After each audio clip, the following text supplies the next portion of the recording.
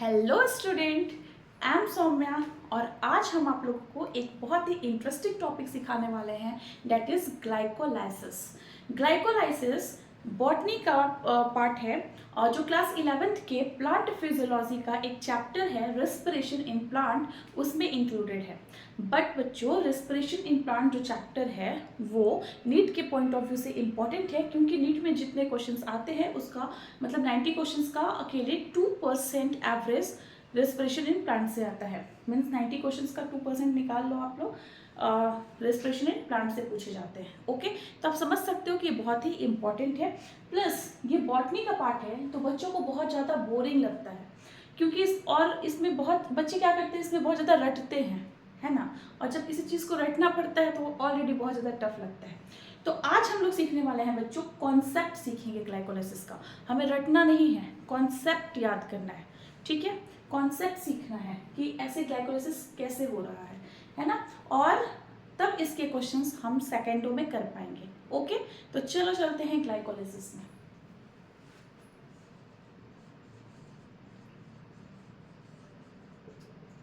That is glycolysis. Glyco means होता है बच्चों ग्लूकोज और लाइसिस मतलब होता है ब्रेकडाउन।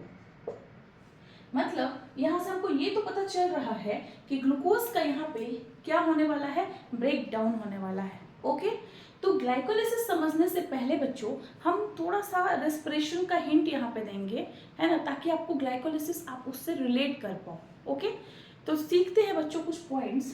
देखो, हमारे बॉडी में बच्चों बहुत सारे सेल्स हैं, ठीक है, ट्रिलियंस ऑफ सेल्स, है ना। और हर सेल को एनर्जी चाहिए। ओके, जैसे नॉर्मल लाइफ में हम लोग को अपनी लाइफ जीने के लिए पैसे की जरूरत होती है ताकि हम अपनी लाइफ को बहुत अच्छे से जी पाए। अगर कोई नॉर्मल लाइफ नहीं जी रहा है तब भी उसको पैसे चाहिए, अगर कोई लग्जरी लाइफ जी रहा है फिर भी उसको पैसे चाहिए। यानी अल्टीमेट एम हमारा है पैसा, क्योंकि पैसे मतलब अल्टीमेट एम है पैसा ताकि हम अपनी जिंदगी को जी पाए, है ना। तो वैसे ही बच्चों हमारे सेल को भी फंक्शन करने के लिए एनर्जी चाहिए। तो जैसे नॉर्मल लाइफ में हम लोग पैसा 20 रुपए के नोट के फॉर्म में, 10 रुपए, 50 रुपए, 100 रुपए होता है, वैसे ही हमारे बॉडी में जो एनर्जी होता है वो एटीपी के फॉर्म में होता है, जिसको बोलते हैं एडिनोसिन ट्राइफॉस्फेट। तो बच्चों नॉर्मल लाइफ में पैसा कमाने के लिए हम लोग बहुत ज़्यादा मेहनत करते हैं। जैसे अभी आप लोग को ये लेक्चर देखना पड़ रहा है, नीट का एग्ज़ाम देना पड़ेगा, अदर्स एग्ज़ाम जिनको देना है वो अदर्स एग्ज़ाम देंगे, उसके बाद उनको जॉब करना पड़ेगा, बहुत सारा मेहनत करना पड़ता है, तब जाके पैसे आते हैं। वैसे ही जो सेल होता है बच्चों, इसको भी मेहनत करना पड़ता है ताकि वो किसको प्रोड्यूस कर पाए, एटीपी को। ओके, तो एटीपी कैसे सेल प्रोड्यूस करेगा, है ना। इवन हमारा ये सेल है, बट अगर कोई फंगस का सेल है, अगर कोई बैक्टीरिया का सेल है, अगर कोई प्लांट्स का सेल है, कोई एनिमल का सेल है, इस दुनिया में कोई भी लिविंग सेल है, सबको फंक्शन करने के लिए बच्चों एनर्जी चाहिए। और एनर्जी क्या है यहाँ पे, एडिनोसिन ट्राइफॉस्फेट, ठीक है। तो ये एनर्जी कैसे मिलता है, ओके, ये सेल ऐसा क्या करता है, सेल के पास ऐसा क्या होता है कि एटीपी मिलता है। ओके, तो देखो बच्चों, सबसे पहले जो हम लोग फूड खा रहे हैं, ठीक है, जो हम लोग फूड खा रहे हैं वो बहुत ही कॉम्प्लेक्स होता है ना। मतलब उसको हमारा बॉडी डायरेक्ट एब्जॉर्ब नहीं कर सकता। तो ये जो कॉम्प्लेक्स फूड है इसको पहले छोटे छोटे पार्टिकल्स में तोड़ा जाता है, मतलब सिंपल फूड में तोड़ा जाता है, ठीक है, by the process of digestion. तो यानी बच्चों कॉम्प्लेक्स फूड जो हम खा रहे हैं, जैसे सपोज मान लीजिए हम एक एग्जांपल ले कि आलू एक कॉम्प्लेक्स फूड है, आलू एक बड़ा सा ले लिया वो कॉम्प्लेक्स है, और अगर हम उसको छोटे छोटे पीस में कट कर दिए तो वो हमारा हो गया सिंपल फूड, ठीक है। वैसे ही जो फूड हम खाते हैं वो कॉम्प्लेक्स होता है, तो उसको पहले छोटे छोटे पीस में तोड़ना पड़ता है, और जब छोटे छोटे पीस में टूट जाता है तो उसे ही हम कहने लगते हैं कि भाई हमारा कॉम्प्लेक्स फूड किस में टूट गया, सिंपल फूड में, ठीक है। और ये सिंपल फूड यहाँ पे अगर हम मान के चले, जो सबसे सिंपल फूड है दैट इज ग्लूकोज, है ना, ग्लूकोज को ही हम लेके चल रहे हैं यहाँ पे। तो सिंपल फूड यहाँ पे ग्लूकोज है ना, और ये ग्लूकोज यहाँ पे जो कॉम्प्लेक्स फूड है वो सिंपल फूड में ब्रेक कर रहा है बच्चों by the process of digestion. Complex food simple food में ब्रेक कर रहा है by the process of digestion, और ये डाइजेशन कहाँ कंप्लीट होता है, हमारे स्मॉल इंटेस्टाइन में।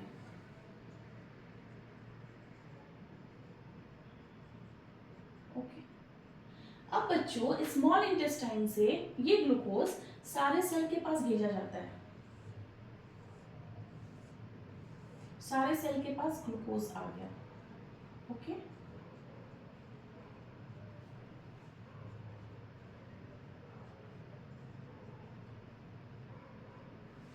अब ये ग्लूकोज कितने कार्बन का है, 6 कार्बन का। ये ग्लूकोज बच्चों 6 कार्बन का कंपाउंड है। मीन्स क्यों कि ग्लूकोज का फॉर्मूला होता है C6H12O6, 6 कार्बन का कंपाउंड है बच्चों।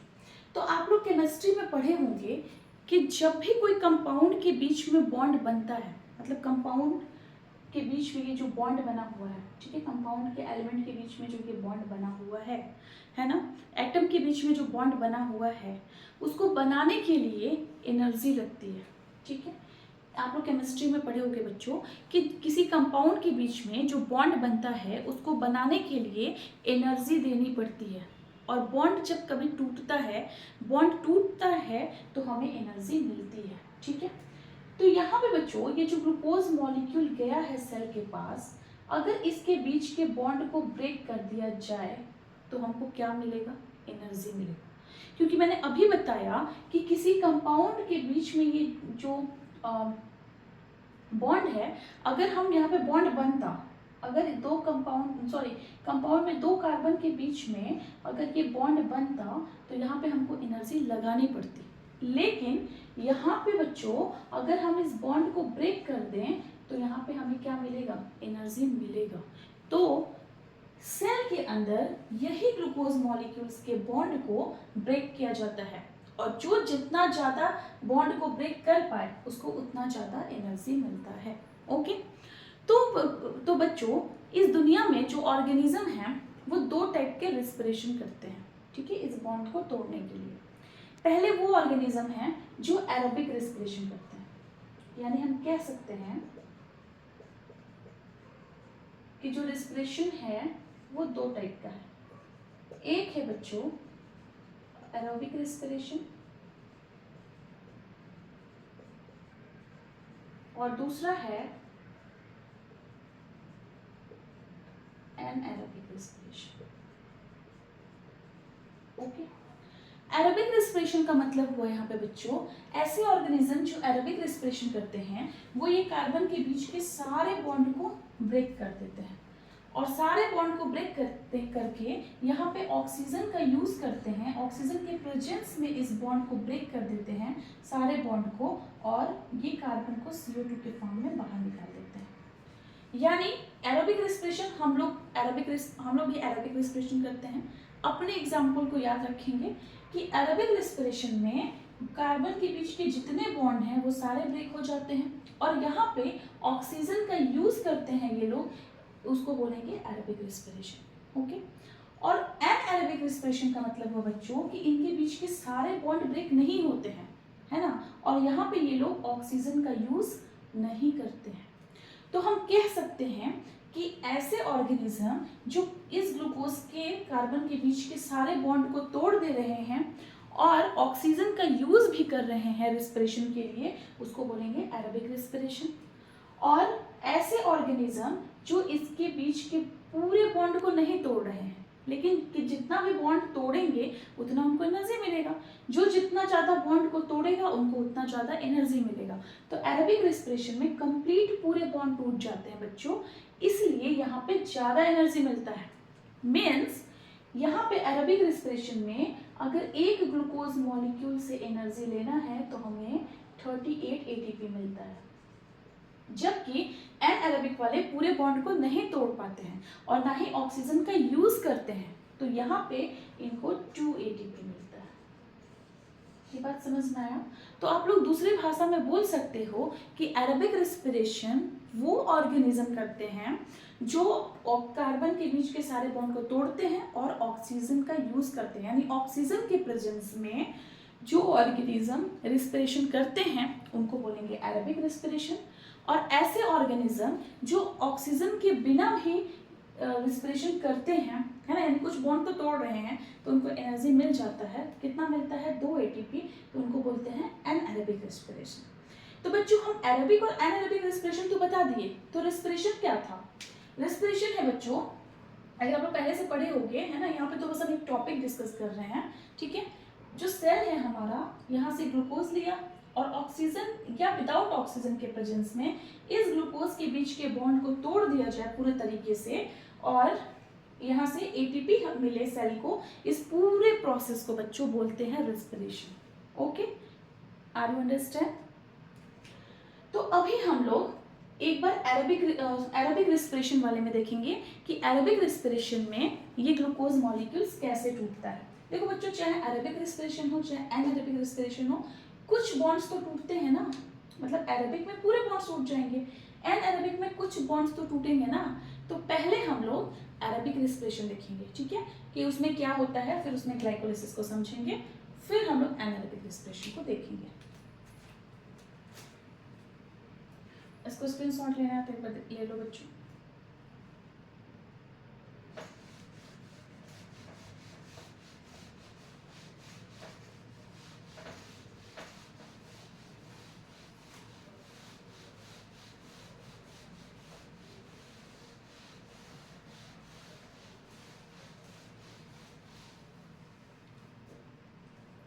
देखो बच्चों,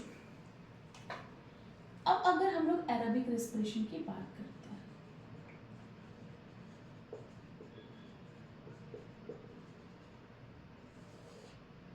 तो एरोबिक रेस्पिरेशन में हमको क्या करना है, ये ग्लूकोज में कार्बन के बीच में जितने भी बॉन्ड्स हैं सबको क्या कर देना है, ब्रेक कर देना है, ताकि हमको कितना ATP मिल पाए, 38 ATP। ओके, तो यहाँ पे क्या करेंगे बच्चों, मान लो एक हम एग्जांपल लेते हैं कि इस क्लास में 6 फ्रेंड्स हैं और वो आपस में उनकी बहुत अच्छी बॉन्डिंग है ना, और हमको ये टास्क दिया गया कि अगर हम इनके बीच की बॉन्डिंग को ब्रेक कर दें तो हमको पैसा मिलेगा, ठीक है। तो हम अब इतना इजी है क्या कि हम 6 फ्रेंड्स के बीच में जाके और अचानक से बोले कि तुम लोग बॉन्ड को ब्रेक कर दो और ब्रेक हो जाएगा? नहीं, हमको थोड़ा थोड़ा करके बॉन्ड्स को ब्रेक करना पड़ेगा। तो हमने क्या किया कि पहले जो 6 फ्रेंड्स हैं उनको पहले हम बीच से ऐसे बॉन्ड उनका तोड़ दिया, मतलब 3 को एक साइड कर दिए, 3 को एक साइड कर दिया, यानी 6 फ्रेंड्स को हमने आधा आधा में बांट दिया। और उसके लिए हमने जो प्लेस चूज किया, मान लो हमने ये क्लासरूम चूज किया। ओके, तो वैसे ही बच्चों यहाँ पे ये जो ग्लूकोज के 6 कार्बन हैं इनको एक साथ नहीं तोड़ दिया जाता है सारे बॉन्ड को, है ना। इसमें पहले ये ग्लूकोज के बीच के बॉन्ड को तोड़ दिया गया। ओके, और अब यहाँ पे ये 3 कार्बन एक साइड, 3 कार्बन एक साइड आ गए। ओके, तो हमने क्या किया कि 6 कार्बन को बीच से तोड़ दिया, 3 इधर के साइड आ गए, 3 इधर के साइड आ गए, ठीक है। ये था हम लोग का ग्लूकोज, और ये जो 3 कार्बन का कंपाउंड मिला बच्चों, इसको बोलेंगे पायरुविक एसिड। यानी एक ग्लूकोज मॉलिक्यूल 2 पायरुविक एसिड में टूट गया, और इस प्रोसेस को बोलते हैं ग्लाइकोलाइसिस। तो अभी हम लोग ऊपर देखे थे कि ग्लाइकोलाइसिस का मतलब होता है ग्लूकोज जो होता है वो ब्रेक कर जाता है। तो ब्रेक करता है तो किस में ब्रेक करता है, तो ग्लूकोज जो है बच्चों ये ब्रेक किया किसमें, 2 पायरुविक एसिड में। ओके, 2 पायरुविक एसिड में। यानी अगर आपसे कोई पूछता है व्हाट इज ग्लाइकोलाइसिस, तो आप बोलोगे कि एक ग्लूकोज मॉलिक्यूल 2 पायरुविक एसिड में अगर टूट जा रहा है तो इसी प्रोसेस को बोलते हैं ग्लाइकोलाइसिस, ठीक है। अब जैसे हमने आपको बताया कि हमको अगर 6 फ्रेंड्स के बीच का बॉन्ड तोड़ना था तो हमने एक जगह चूज किया पहले, दैट इज क्लासरूम। तो वैसे ही हमको ये तो पता है बच्चों कि सेल के अंदर हो रहा है ये चीजें, क्योंकि सेल को एटीपी चाहिए, तो सेल के अंदर ये चीजें हो रही है। लेकिन कहाँ हो रहा है सेल में? जैसे ये जो हम बॉन्ड को तोड़ना चाह रहे हैं वो कहाँ कर रहे हैं? स्कूल में कर रहे हैं, कोचिंग्स में कर रहे हैं, बट इस कैंपस में कर रहे हैं। लेकिन हमने एक जगह चूज किया उसमें पर्टिकुलर क्लासरूम, जिसमें हमने बीच में एक दरार डाली और 3 फ्रेंड एक साइड 3 फ्रेंड एक साइड हो गए, ठीक है। तो वैसे ही बच्चों यहाँ पे भी हो रहा है। तो ये सेल है और सेल में अभी हम लोग यहाँ पे 2 चीजें इन्वॉल्व होती हैं रेस्पिरेशन में।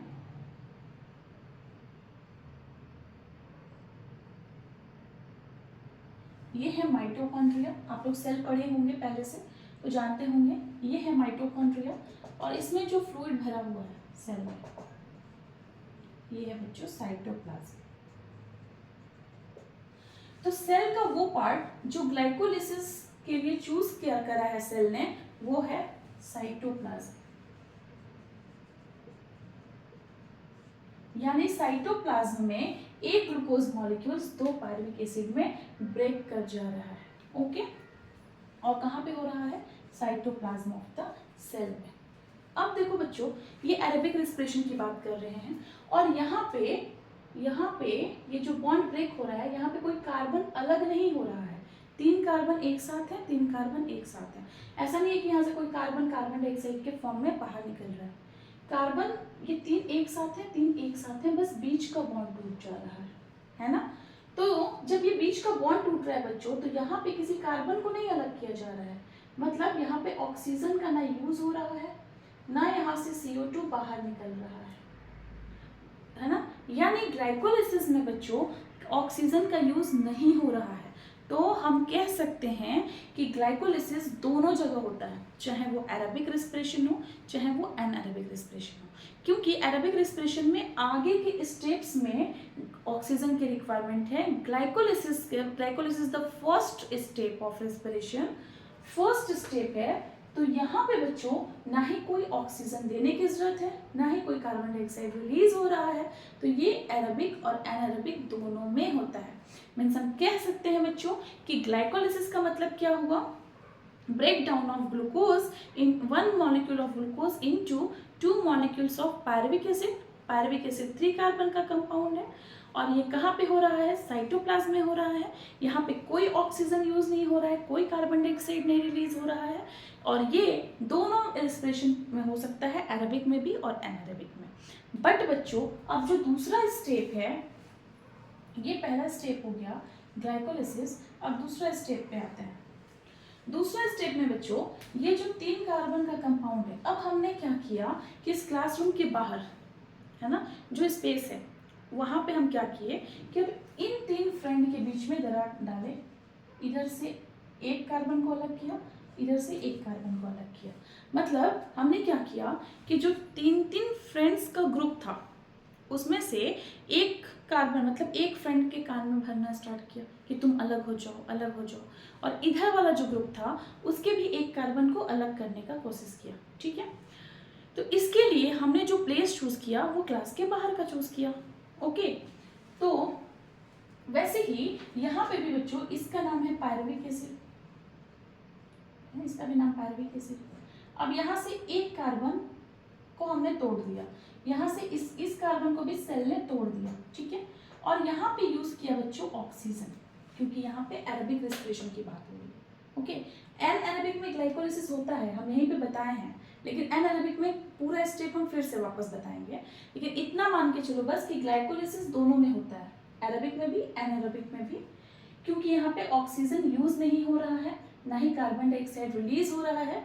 तो ये और तब कहोगे कि मैम जब यहाँ पे ऑक्सीजन यूज नहीं हो रहा है तो इसको रखना कहाँ चाहिए था, ये एनारोबिक सिर्फ कर सकता था। नहीं बच्चों, इसके आगे भी प्रोसेस है ना, तो उसमें ऑक्सीजन यूज होगा, इसीलिए हम कहेंगे कि मैक्सिमम में ऑक्सीजन यूज होगा, इसीलिए हम बोलेंगे कि इसको हम एरोबिक में भी रखेंगे, ओके। और हमने खाया क्या है?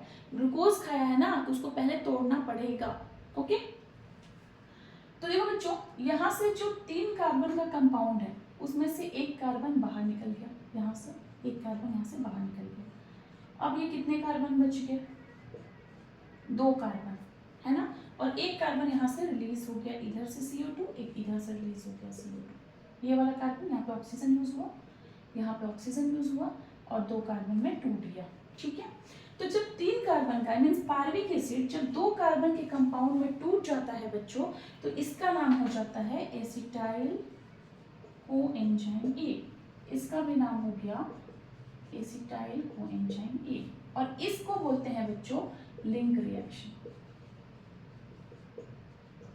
दैट इज लिंक रिएक्शन, यानी second step of aerobic respiration is link reaction. Okay, third step पे आते हैं बच्चों। अब क्या होगा, और इसके लिए लिंक रिएक्शन के लिए जो प्लेस चूज किया गया है वो माइटोकॉन्ड्रिया का मैट्रिक्स। तो देखो बच्चों, ये माइटोकॉन्ड्रिया है ना, डबल मेम्ब्रेन स्ट्रक्चर। तो ये है आउटर मेम्ब्रेन और ये है इनर मेम्ब्रेन, सेल में पढ़े हो क्या आपको। और ये है मैट्रिक्स, जो अंदर का खाली जगह है, जो अंदर का खाली स्पेस है, दैट इज मैट्रिक्स इसमें, ठीक है। इस मैट्रिक्स में क्या होगा बच्चों? Link reaction. ओके, और अब क्या होगा लिंक रिएक्शन के बाद, यानी लिंक रिएक्शन कहां पे हुआ बच्चों? Matrix of mitochondria. अब क्या होगा कि ये जो एसिटाइल कोएंजाइम ए है, अब इसके बीच के बॉन्ड को तोड़ दिया जाएगा, यानी हमने पहले 3 फ्रेंड में से एक फ्रेंड को अलग कर दिया। अब फिर 2 फ्रेंड्स बचे, 2 का ग्रुप, उनके भी बीच के बॉन्ड को हमने ब्रेक कर दिया, और उसके लिए हमने थोड़ा सा कैंपस का जो गेट है वो यूज किया। तो वैसे ही यहाँ पे भी बच्चों ये एसिटाइल कोएंजाइम ए के बीच का बॉन्ड ब्रेक कर दिया जाता है, ठीक है। और यहाँ पे भी क्या यूज हो रहा है? ऑक्सीजन। तो यहाँ पे 2 कार्बन है, 2 ऑक्सीजन मॉलिक्यूल यूज हुआ, यहाँ पे भी 2 कार्बन है, 2 ऑक्सीजन मॉलिक्यूल यूज हुआ, यानी जितने कार्बन रहेंगे उतने ऑक्सीजन मॉलिक्यूल यूज होंगे। ओके, तो यहाँ से बच्चों देखो 2 कार्बन डाइऑक्साइड इधर, 2 कार्बन डाइऑक्साइड, यानी जितने भी कार्बन थे वो सब के सब यहाँ से रिलीज हो गए, है ना। तो ये जो एसिटाइल कोएंजाइम है, जब ये पूरे कार्बन डाइऑक्साइड में चेंज हो जा रहा है, इनके बीच का बॉन्ड ब्रेक हो जा रहा है, इसको बोलते हैं क्रेब्स साइकिल। इसको बोलते हैं बच्चों क्रेब्स साइकिल। ओके, अब देखो बच्चों, हम लोग का ये पहला स्टेप क्या था? ग्लाइकोलाइसिस। दूसरा स्टेप क्या था? Link reaction. तीसरा स्टेप क्या था? Krebs cycle. यानी लिंक रिएक्शन में 2 कार्बन डाइऑक्साइड बाहर निकल गए, क्रेब्स साइकिल में सारे कार्बन डाइऑक्साइड बाहर निकल गए, है ना। ग्लाइकोलाइसिस में कोई कार्बन डाइऑक्साइड बाहर नहीं निकला, ना कोई ऑक्सीजन यूज हुआ। तो यहाँ पे ऑक्सीजन यूज हो रहा है, इसलिए ये सिर्फ जो लिंक रिएक्शन है और क्रेब्स साइकिल है, ये सब किसमें चलेगा? एरोबिक रेस्पिरेशन में। जबकि एनारोबिक रेस्पिरेशन में सिर्फ ग्लाइकोलाइसिस होता है और इसके बाद फर्मेंटेशन होता है, जो हम लोग आगे पढ़ेंगे। ओके, अब यहाँ पे ये चीजें खत्म हुई। अब देखते हैं बच्चों 4th स्टेप। देखो, जैसे ना हम मतलब हम लोग को नॉर्मल लाइफ में मान लो हम लोग कोई काम कर रहे हैं, है ना। मेन काम किस लिए कर रहे हैं? पैसे के लिए। लेकिन अगर हमको बोनस में मान लो कहीं ऐसा हुआ कि कहीं डायमंड मिल गया, कहीं गोल्ड मिल गया, कहीं सिल्वर मिल गया, तो हम बहुत खुश हो जाएंगे, है ना। और क्यों खुश होंगे? क्योंकि डायमंड, गोल्ड और सिल्वर भी एक फॉर्म है, एक ट्रांसफॉर्म फॉर्म है किसका? पैसे का। मतलब अगर हम डायमंड को चेंज करें, अगर हम सिल्वर को चेंज करें, अगर हम गोल्ड को चेंज करें जाके गोल्ड स्मिथ के दुकान पे, तो हमको क्या मिलेगा? वहाँ से पैसा मिलेगा, ठीक है। अगर हम चाहें तो चेंज करके पैसा ले सकते हैं। वैसे ही बच्चों, यहाँ पे जो ये 3 प्रोसेस हो रहा है एरोबिक रेस्पिरेशन का, इसका अल्टीमेट एम क्या था? एटीपी प्रोड्यूस करना, है ना, एटीपी प्रोड्यूस करना। लेकिन इनके बीच में यहाँ पे इनको 3 चीजें और मिलती हैं बच्चों। एक है NADH2, जिसको हम लोग डायमंड मान सकते हैं। कॉपी में नहीं लिखना है नोटबुक में कि NADH2 इज डायमंड, है ना, ये समझाने के लिए एक ट्रिक बता रहे हैं। NADH2 को अगर हम डायमंड माने, दूसरा हमें मिलेगा बच्चों FADH2, तीसरा हमको मिलेगा GTP। ओके, तो इसको अगर हम डायमंड माने, इसको गोल्ड, इसको सिल्वर। क्यों ऐसा कह रहे हैं बच्चों? क्योंकि अगर हम जैसे हम बोले ना कि अगर हम डायमंड को लेके जाएंगे सुनार के दुकान पे तो हमको ज़्यादा पैसे मिलेंगे, अगर हम गोल्ड को लेके जाएंगे तो डायमंड से थोड़ा सा कम पैसा मिलेगा, और अगर हम सिल्वर को लेके जाएंगे तो जस्ट मतलब गोल्ड से भी कम मिलेगा, है ना, सबसे कम पैसा मिलेगा। वैसे ही बच्चों ये जब हम लोग ये सारे रिएक्शंस हो रहे थे हमारे सेल में, तो यहाँ पे एटीपी तो मिल रहा था क्योंकि बॉन्ड ब्रेक हो रहा था, तो एटीपी तो मिल रहा था। बोनस के रूप में यहाँ पे 3 चीजें और मिलती हैं, NADH2, FADH2 और GTP, ठीक है। तो हम यहाँ पे NADH2 को डायमंड क्यों कह रहे हैं, क्योंकि ये भी बच्चों सुनार के दुकान के पास जाएगा, और यहाँ सेल में जो सुनार का दुकान चल रहा है वो है बच्चों ETS, इलेक्ट्रॉन ट्रांसपोर्ट सिस्टम। यानी ये जो तीनों प्रोसेस के थ्रू जो हमको ये मिलेगा NADH2, FADH2, ये जाएगा ETS के पास, और ETS इसके बदले हमको क्या देगा, ATP देगा, हमारे सेल को क्या देगा, ATP देगा। ओके, तो जब बच्चों एक NADH2 इस ETS के पास जाएगा तो ETS इसको 3 ATP देगा।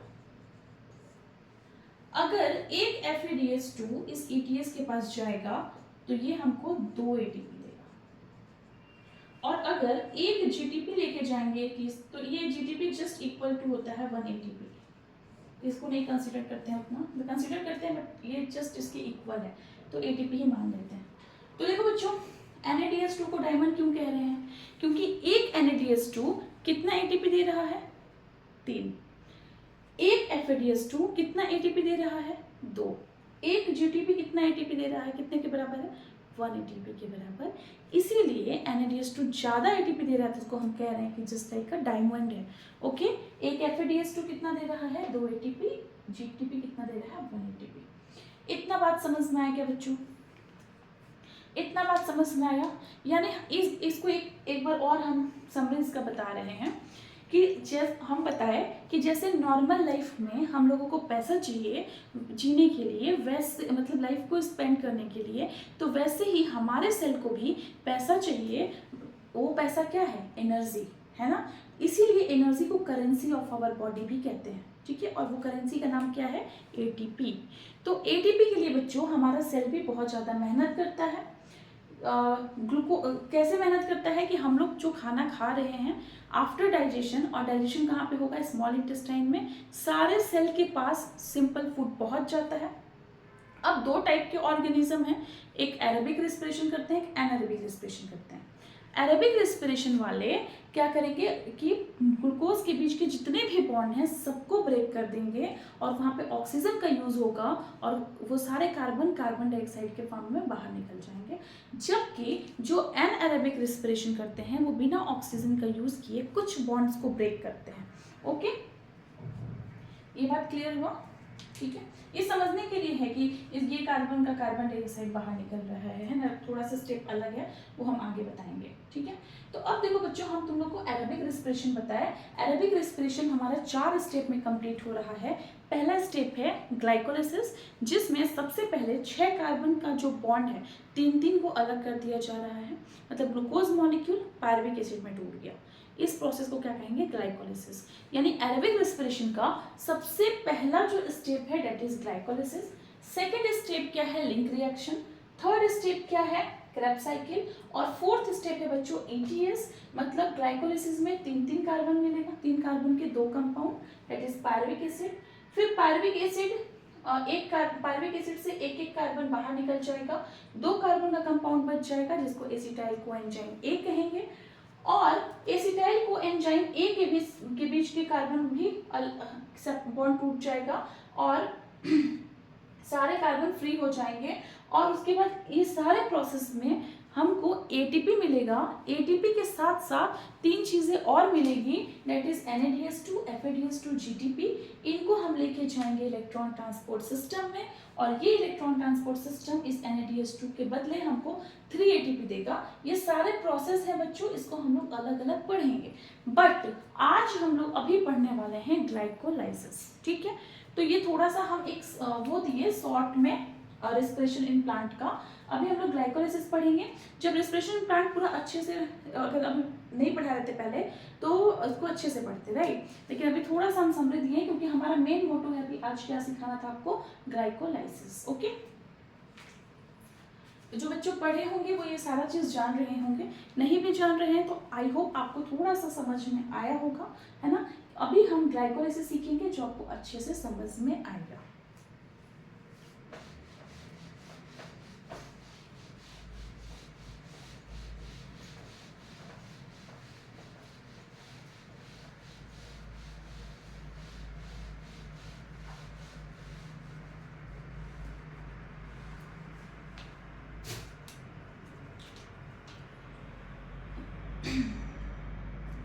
देखो बच्चों, अब हम लोग ग्लाइकोलाइसिस स्टार्ट कर रहे हैं। तो हम लोग को इतना पता चल गया कि भाई ग्लाइकोलाइसिस का मतलब क्या है। ग्लाइकोलाइसिस का मतलब एक ग्लूकोज मॉलिक्यूल 2 पायरुविक एसिड में टूट रहा है, उस प्रोसेस को ग्लाइकोलाइसिस कह रहे हैं। ओके, 1 ग्लूकोज मॉलिक्यूल ब्रेक कर गया, है ना, 2 मॉलिक्यूल्स ऑफ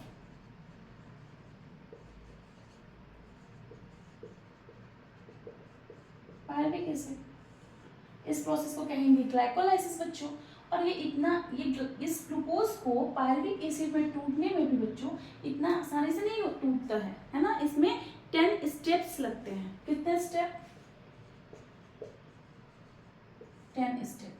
यानी बच्चों ग्लाइकोलाइसिस का मतलब हुआ कि एक ग्लूकोज मॉलिक्यूल्स 2 पायरुविक एसिड में टूट रहा है ना, सिर्फ एक बॉन्ड टूट रहा है वहां पे, ठीक है। और यहाँ पे एक ग्लूकोज मॉलिक्यूल से 2 पायरुविक एसिड बनने में 10 स्टेप इन्वॉल्व होते हैं। वो 10 स्टेप के बारे में आज हमको समझना है, तब हमको ग्लाइकोलाइसिस का कॉन्सेप्ट समझ में आएगा, ठीक है।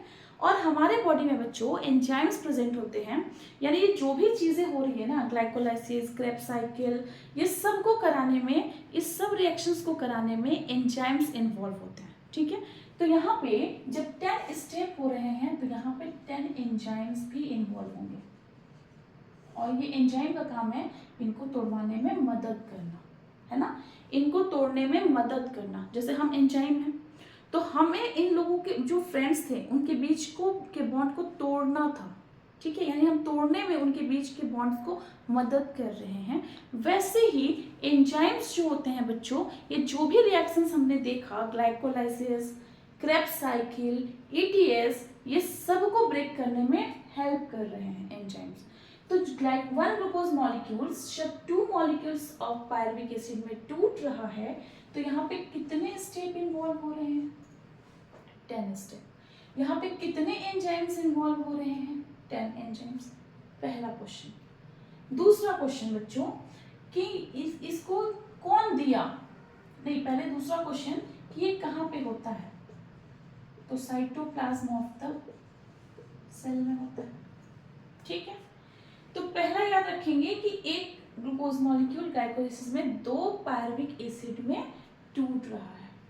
दूसरा स्टेप याद रखेंगे, दूसरा क्वेश्चन याद रखेंगे कि ये प्रोसेस टोटल 10 स्टेप में कंप्लीट हो रहा है।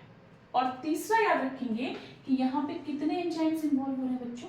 10 एंजाइम। अब हम लोग कोई भी कॉन्सेप्ट पढ़ते हैं ना तो हमारे दिमाग में क्वेश्चंस आने चाहिए, है ना। जब तक माइंड हमारा क्वेश्चंस नहीं सोचेगा तब तक हमें ये नीट क्रैक करने का, जे क्रैक करने में कोई इंटरेस्ट नहीं आएगा, है ना। सिर्फ रट के हमें एग्जाम्स नहीं देने हैं, हमें कॉन्सेप्ट को समझ के एग्जाम्स देने हैं, है ना। तो देखो बच्चों, ये क्वेश्चन होना चाहिए कि भाई ग्लाइकोलाइसिस क्या है। फिर क्वेश्चन होना चाहिए भाई ग्लाइकोलाइसिस होता कहाँ है? तो हमको पता चल गया कि साइटोप्लाज्म ऑफ द सेल में होता है। तीसरा क्वेश्चन, भाई ग्लाइकोलाइसिस के बारे में बताया कौन था, है ना। तो 3 साइंटिस्ट थे बच्चों, एक थे इम्बेडन, दूसरे थे मेयरहोफ, और तीसरे साइंटिस्ट थे परनास। तो ये 3 साइंटिस्ट ने ग्लाइकोलाइसिस के बारे में बताया, इसीलिए ग्लाइकोलाइसिस का दूसरा नाम है बच्चों ईएमपी पाथवे। दूसरा नाम है ग्लाइकोलाइसिस का EMP pathway. Are you understand?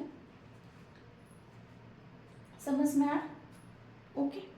तो अब हम लोग बच्चों इस ग्लूकोज से पायरुविक एसिड कैसे बन रहा है, कैसे ब्रेक कर रहा है, ये जो 10 स्टेप हैं इसके बारे में ही सीखेंगे।